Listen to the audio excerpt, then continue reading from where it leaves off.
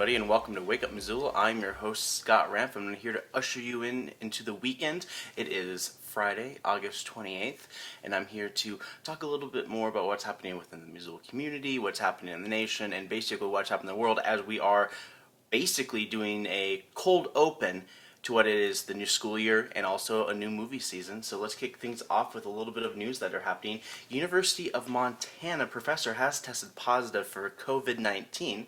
The dean of University of Theater and Dance of the university confirmed a member of its staff tested positive, but according to Missoula health officials, they traced it off campus. They are asking folks to only get tested if they have been asked or contacted by the Missoula City County Health Department.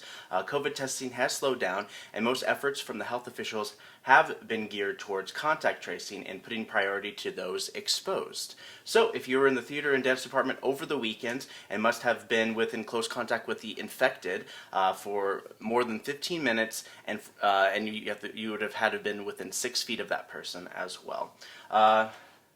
Not as bad as Missoula's post office, which had some complaints filed to the Missoula City County Health Department about non-compliance with wearing masks. 18 complaints were filed to Missoula's Health Board about folks not wearing or enforcing masks to be worn. The U.S. Post Office, the USPS District Manager Mark Talbot visited Missoula's facility during the first week of August. He said he was impressed by the level of compliance, according to the files released by the Health Department.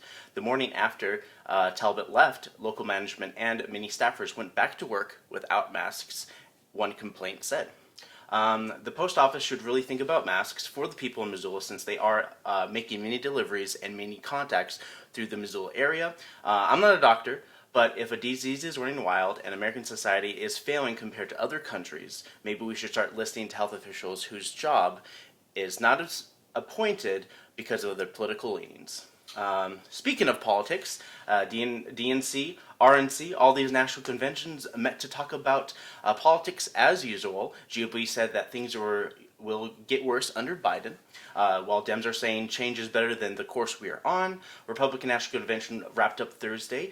They spoke about the unrest in society and not much about the issues in coronavirus, but what America is doing right, also focusing on opioid crisis, civil unrest, and the economy, hoping that the economy will start doing better, and also by opening up and just putting more money into it as well. Back to school is also a big money-making thing for realtors and many corporations that have had to shut down in the last couple of months. Back to school is usually a second biggest shopping season after the winter holidays, and so it's something of a test for realtors who are in a tailspin from last year's massive shutdowns. Lots of stores are also encouraging commercials which involve people doing curbside deliveries, curbside drop-offs, all that kind of stuff.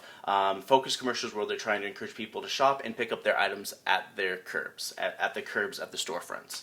Whether or not back-to-school shopping is going to take a hit is yet to be seen.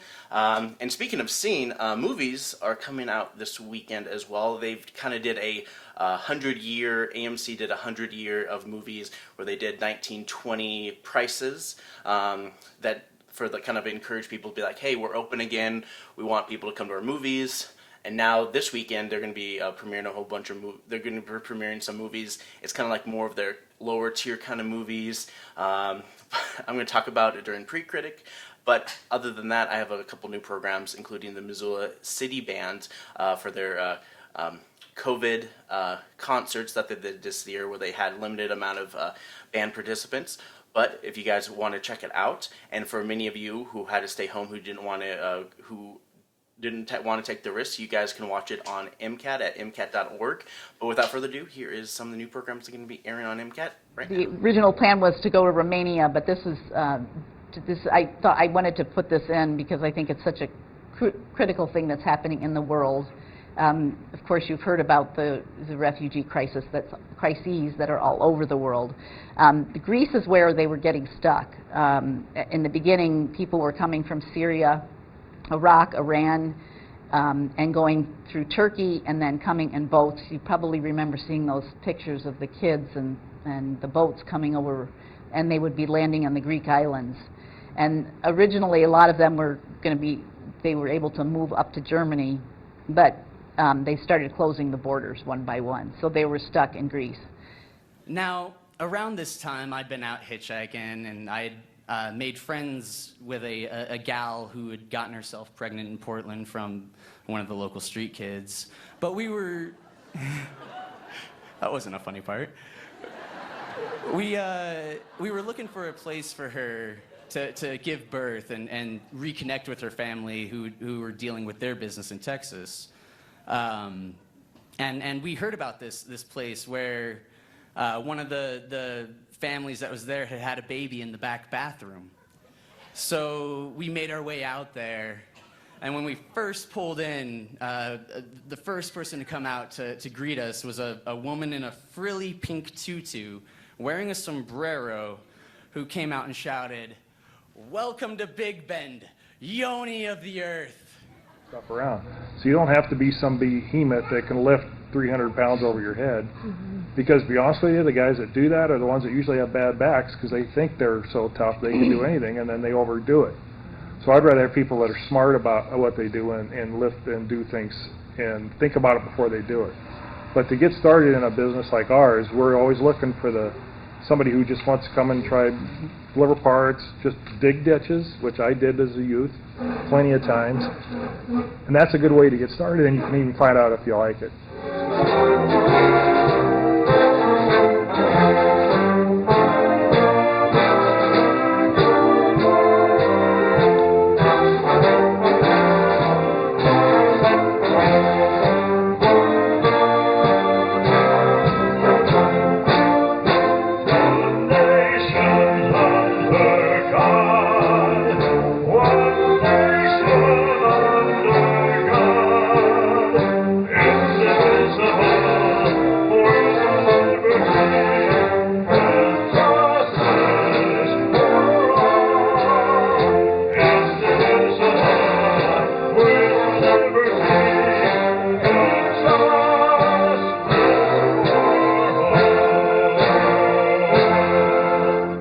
Welcome back. It's time for a little thing called Pre-Critic. It's where I prejudge a movie based on absolutely nothing. Maybe I watch the trailer, maybe watch the synopsis, but I can kind of get the gist of the movie just based on what it is. New Mutants. Hey, it's X-Men. Comic books. Boom.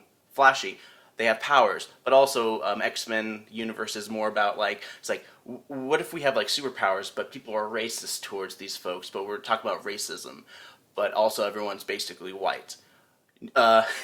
New Mutants follows a group of spunky teens as they try to escape a mental hospital, which actually turns out to be like a feeding ground for a lot of weird things, and they eat mutants or something? I don't know. These teens have to deal with all sorts of wacky stuff, from puberty to emerging powers where they have to learn to control them, but also learn to use them in a proper way that they can fight the evil people.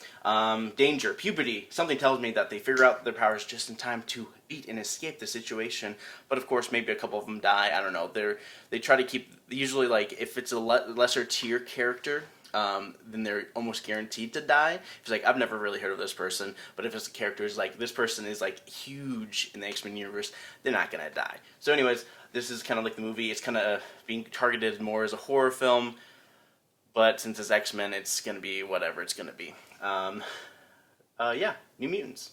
The next one we got is Bill and Ted. So comic book nostalgia, going back into the 90s where you have Insano, California, and just like people talk like this, where everything's like a question.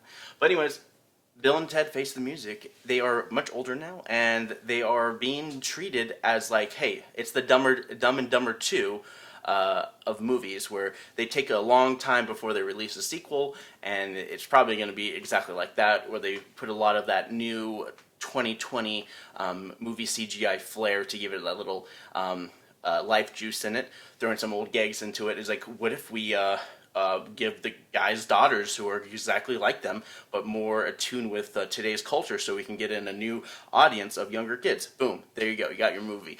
So two good-hearted Chads find out that their future is not as bright as they thought it was, and must kickstart another time-traveling future adventure, but this time they take on their equally Chad-like daughters on similar adventures. I don't know what the female equivalent of Chad. But they will have cameos and actors coming back to the movies that should have been made a long time ago, because Keanu Reeves was like, hey, I'm totally down to make this movie, but Alex Winter's like, I guess the script's not perfect. I gotta write the script. It's like, you don't have to write a script. But anyways, that's kind of what happened with that. Cry. I'm pretty sure for a lot of people who really enjoy this kind of genre and movie, it was very much of its time. But yeah, probably turns out the music changed the world, but in a kind of a different way, but maybe more like, I think the movie is like, they make the movie becomes viral, but and then it just doesn't pan out. But then somehow in the future, people who like it, but usually like it ironically, usually turns into something that becomes a little bit better. It's like, I call it the Beck scenario, where like Beck made a song called The Matador. It's like, I'm a loser, baby, ba-ba-ba-ba-ba, where he's making fun of like the whole pop song, but then that becomes one of his most popular songs. So think about it like that. That's kind of what this movie is all about. All right. Whew. All right, this last movie is not as on tier with all the other films that are coming out this weekend, but whatever. You know, we all have our priorities. The personal history of David Copperfield. And no, not the magician. It's some random guy who happened to be adopted by wealthy families in the Victorian era. I have no idea what to think about this movie, except the guy, David Copperfield, is a rags to riches through adoption, finds that he's basically Oliver Twist, in a way. He's not accepted into British society, because he's not a white guy, and must forge his own path, and not the one provided by his bougie upbringing. I believe that this is an epic that spans his life, with experiences and people you see here and there. They have a bunch of actors, you know, the top 10 British actors that are in all these kind of movies. They used to be like, oh, I know that guy. Is that Stephen Fry? Oh, great. Is that a Monty Python guy? Sweet. I just wanted... And I'm pretty sure it's going to start off with like a flashback where it's like kind of like Big Fish, where it's trying to be like Big Fish, where it's like about an old guy who's just like, I remember when, where they've been like, wait, are we supposed to watch a movie about like him having adventures?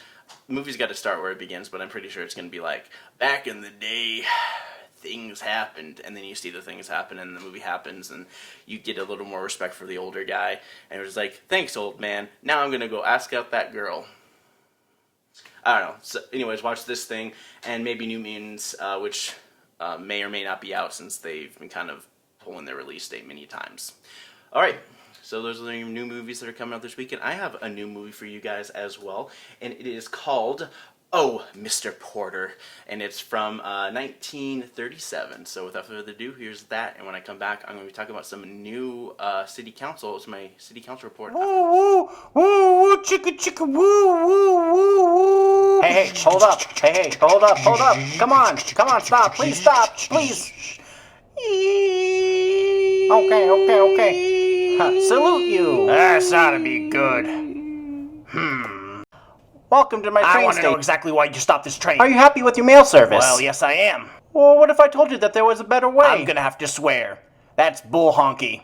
And this is not the best way to get your mail. Well, at least hear me Okay. out. This will revolutionize delivery. Train is best. We are in the midst of a revolution, after all. What do you have that we can't provide? Well, hear me out. These aerodynamic systems will cut down the use of these what do you think dusty you're doing? old trains. Are you saying my trainers are dusty? Well, does a bear Now don't you get me started. Well, you see there, Sonny, I like trains. Wait a minute, I'm trying to sell you Listen, something. we don't Come got on any time. Now listen, pelicans. We have to go. We trained a whole bunch of pelicans. See, look at them fly. Those are clearly pantyhose or pants. Oh, well, our pelicans are grounded. Wait, are you trying to tell me that your revolutionary system is pelicans delivering the mail? Well, yeah. Why not? Come on, just listen. These trains are not going to last forever. You need a more natural approach to deliver the mail. Let's get the heck out of here. No, let's not get the I'm heck sorry, out of the here. train? No, I'm not the train. All right, everyone. Let's haul out all the mail. Come on now. Oh, come on, we don't have time for this. Yes, I know about time, and you guys invented the whole, time zone system. Yes, trained people did invent time, so listen Now, up. listen here. You want to save time? Don't you dare poke me. I'm leaving. I don't need this. Oh, I got one last idea. Give me your hat. You can't just put on a hat and expect to trick me. I know Well, faces. hey, listen, why do they call it male and not female? I don't want to get into this with you. You're just ignorant. I have half a mind to report you to Rockefeller himself. You got one thing right. You do have half a mind. Oh, jeez. We'll get the next train. I just know it. George. Hey, George, where are you? I'm right here. Look what I got. Don't tell me that you stole these. I did not steal them. Oh, okay. Well, wait a minute. No, you're in trouble now, Buster.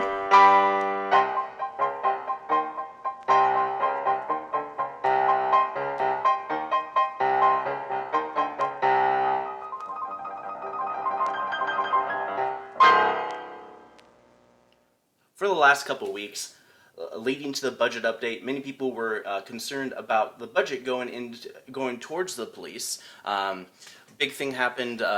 City council is finalizing their stuff. Wednesday is their big day to Wednesday was their big day to finalize the budget. Coming up next Monday, I just want to let you guys know is that August 31st is when they're going to vote on the final 2021 budget. 90% of the budget for the police department that they're putting into is going towards their raises. The money that was it's a collective bargaining agreement that the city made a couple months ago before George Floyd, and they were talking about, I was like, hey,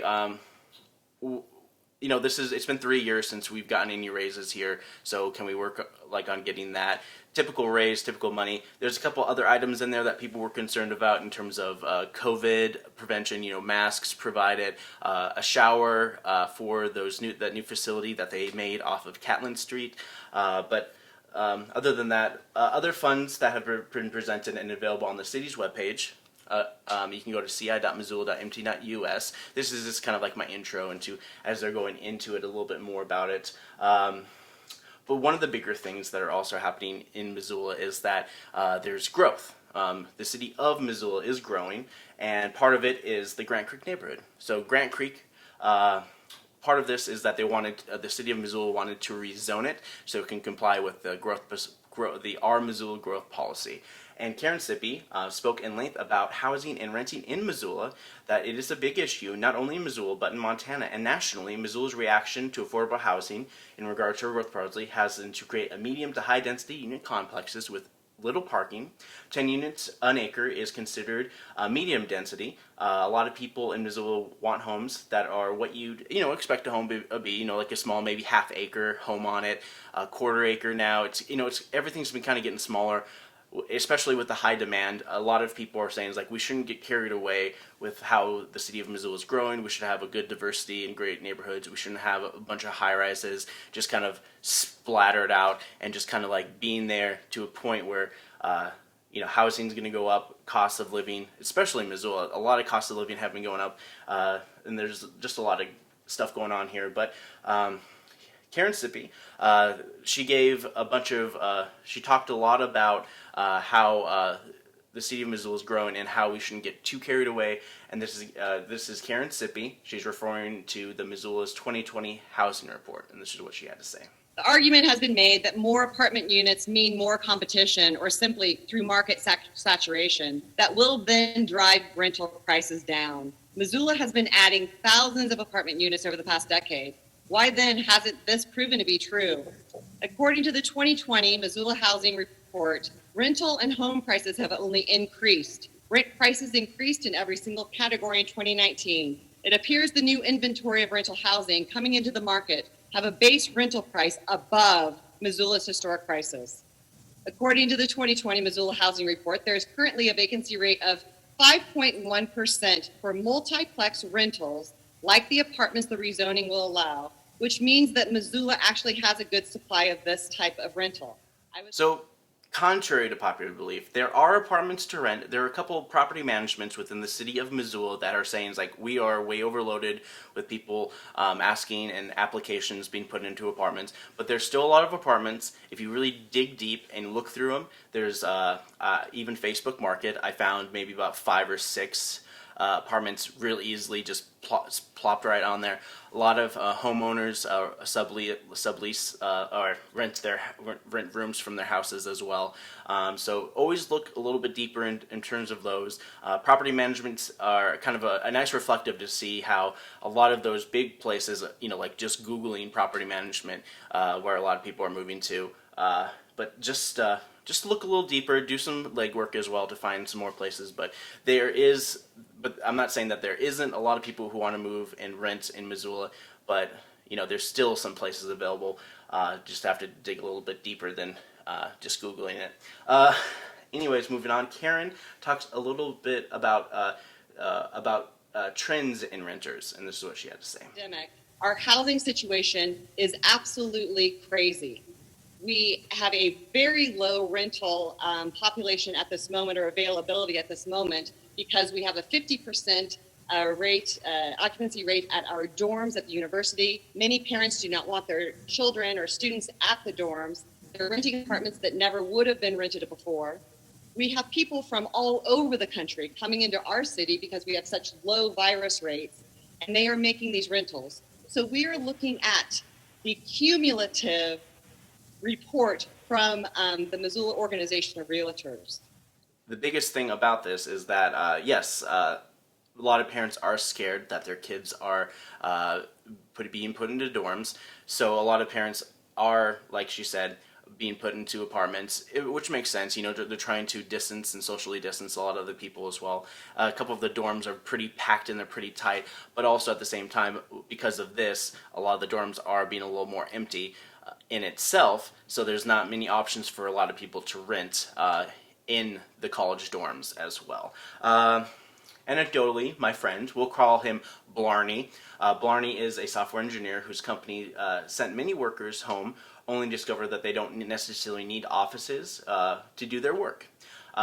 This is kind of putting into trends moving forward about people wanting to move back, some corporations not necessarily needing offices anymore, and people working from home more often now. It's an interesting trend happening as well, and my friend Blarney, as we'll call it, he's considering moving back to Missoula.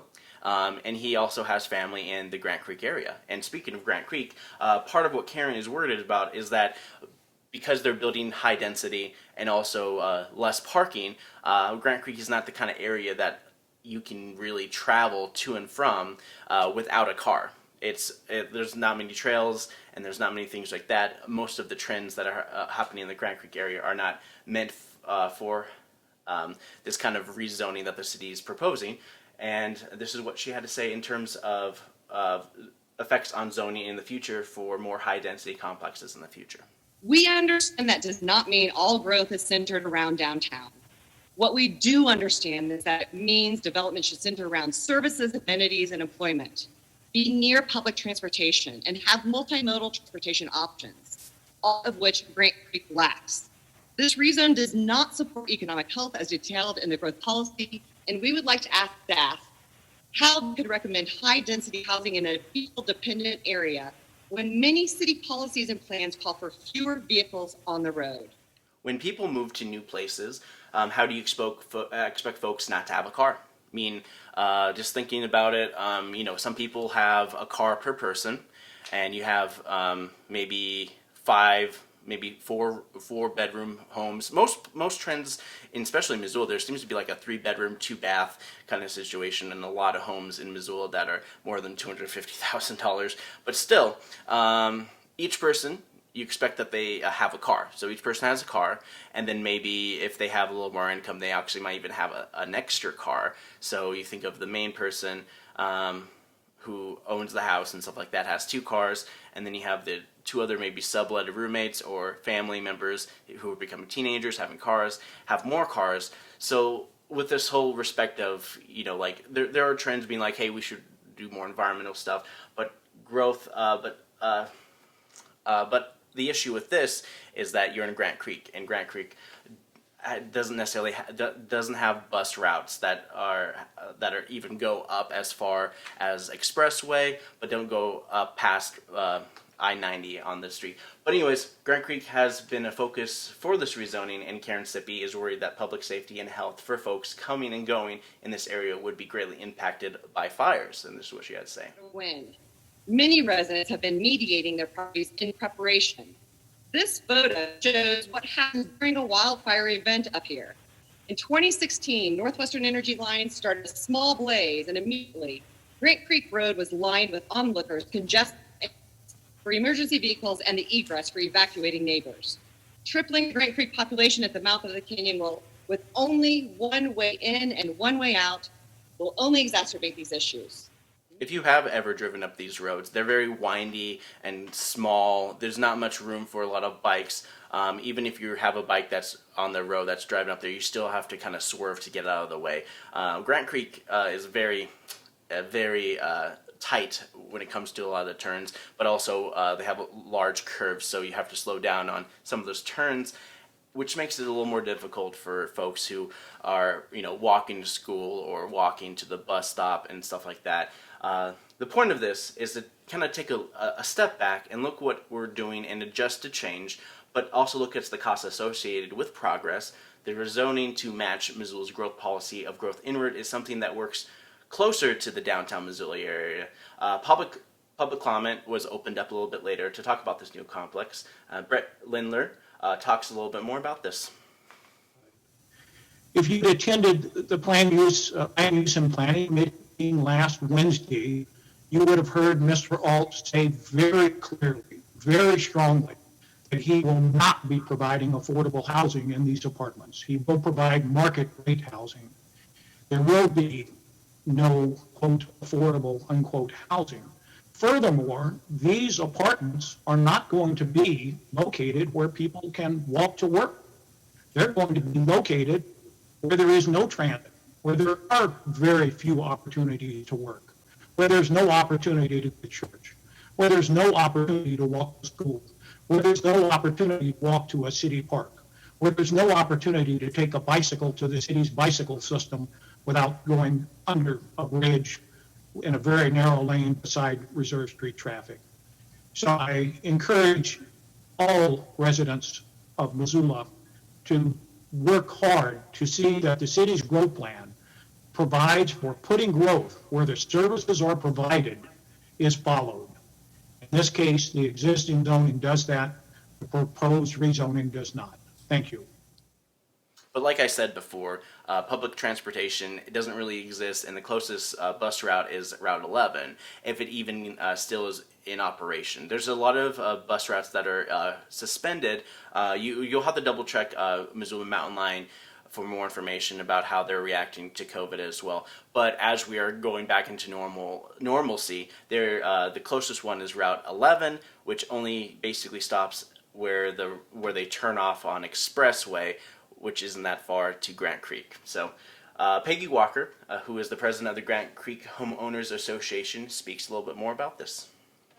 While we're very much in favor of and approve current zoning, I can tell you that without exception, I have not met anyone in my HOA, although I will promise you that I haven't talked to everybody, who favors this, because it just isn't a good fit for this site now with the current lack of amenities and services.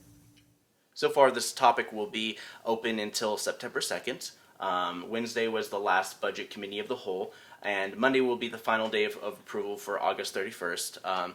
A lot of the public comment, I didn't really show the public comment, and I'm not doing this because I'm trying to snuff the people from speaking about the budget in terms of how funds should be reallocated to social mental health services for a lot of folks, where they're worried that by calling the police on certain emergencies, that they would basically throw down the hammer rather than de-escalate the situation. And there's a lot of trends happening within nationally that we want to fix here in Missoula. And so that's something that's going to be finally talked about with the final budget in on Monday, which is August 31st. The meeting will start at 6 p.m. All the information about this agenda item and more, and the budget is available at the city's website, ci.missoula.mt.us. I will conclude my city council report here and remind folks at home to look over the final draft of the fiscal year budget. Of course, let's see.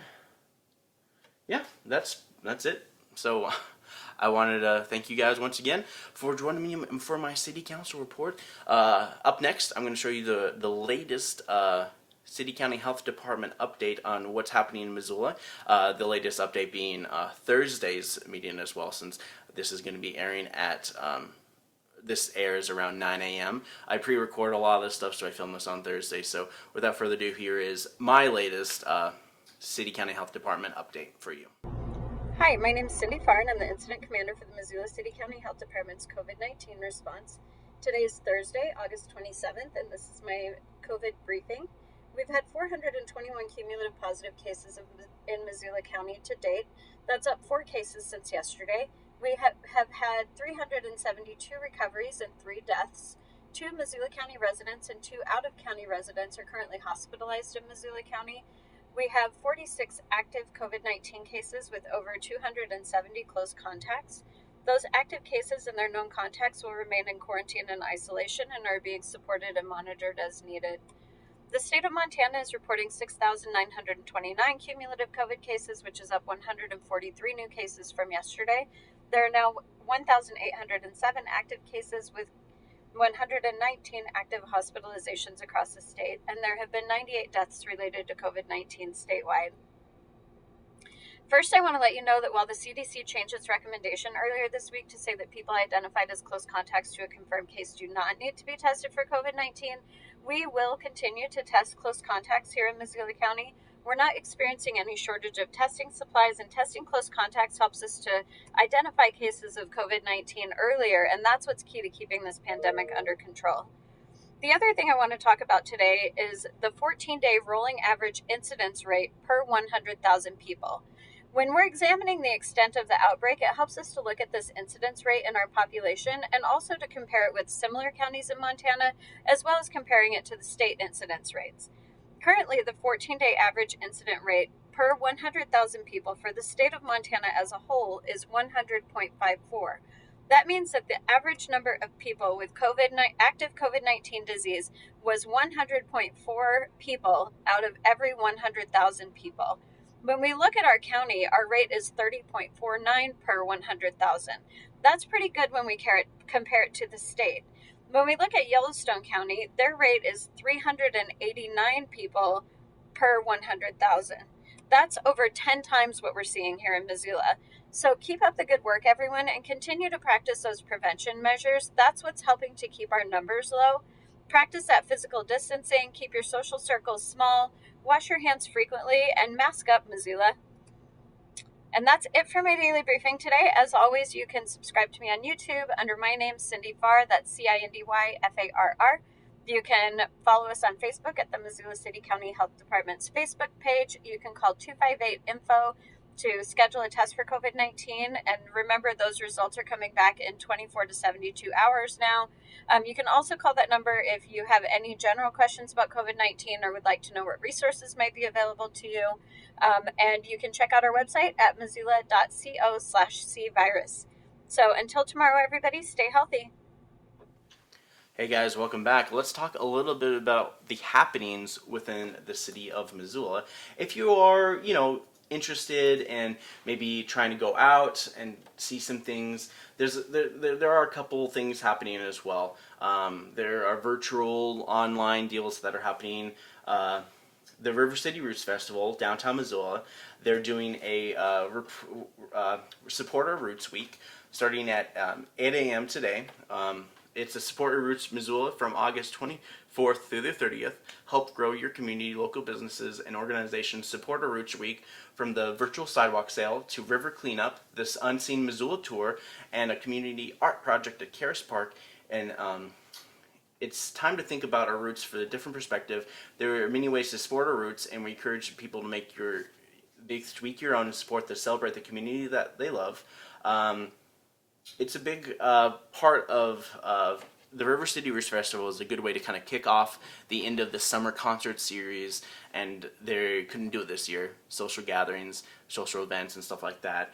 And they're trying to raise money, and they help support the downtown Missoula area, and just trying to raise money to help local businesses and organizations.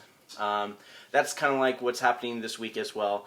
They're doing a couple other things. They got a family garage sale that's also happening starting today and tomorrow from 9 to about 2 p.m. This is high-end stuff, offers accepted, hardwares, linens, decorations, and more. This is a garage sale. This is going to be at 4000 North Avenue.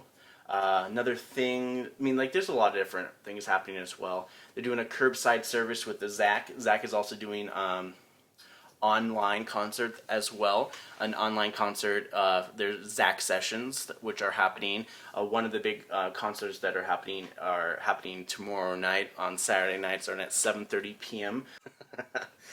Yeah, there's just a lot of interesting things happening as well. The Missoula Public Library, as I said before, they are also, like, you know, things are changing. Like I said, last week they were saying that maybe they would want to open after Labor Day, but with everything that's kind of happening as well, they're going to basically use the month of September to move in and get everything situated, do the proper training, social distance, all that stuff, and making sure everything is going smoothly for an October opening. So right now, the library is kind of at the point where they want to move in, they want to get comfortable, and then they want to open to the public as they move forward as well.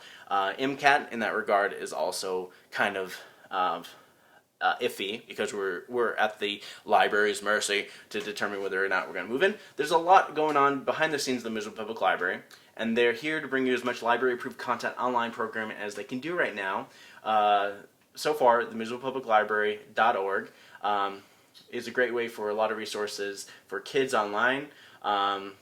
Explore featured database like other library links.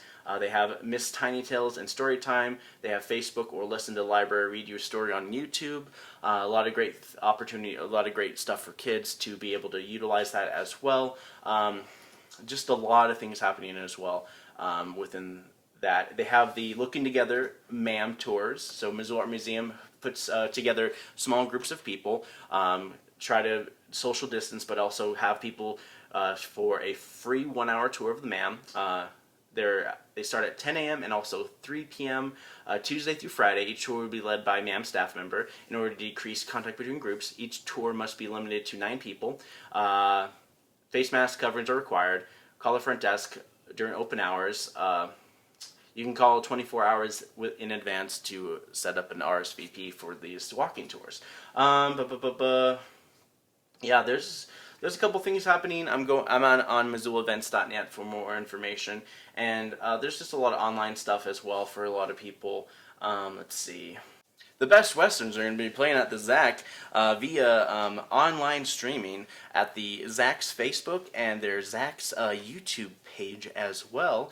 MCAT will be providing the components, the electronics, the broadcasting equipment for them to stream online for your pleasure. And that's going to be happening from about 7:30. That's the start time. They say until about 9:30, but it all depends upon how many songs they're going to be playing as well. They're just giving you a base. And so that's kind of like the big thing that MCAT's kind of been doing. MCAT's been doing a couple live streams here and there. Just this week, we did a live stream with the Fort Missoula, so Historic Museum at Fort Missoula. They're going to be doing these Missoula vote sessions. This week was the women's suffrage and the women's vote. Next week will be Voting 101, and I believe the last one will have to do with Native Americans and their voting rights as well. So, if you want more information, you can go to Historic Museum at Fort Missoula for upcoming events. We'll be trying to live stream, and so they're going to be promoting the heck out of it, so you can like them on Facebook and subscribe to them on their YouTube channel as well. But as always, you can go to mcat.org for more information about upcoming shows. A couple new programs, a lot of old programs are airing on our channel, but as we're going more and more into the future, we're trying to drum up some more support and do some more live streaming, more pre-records for a lot of folks, do some editing for organizations within towns as well. So if you want to get in contact with us, email us, mcat@mcat.org. You can go to our website, MCAT.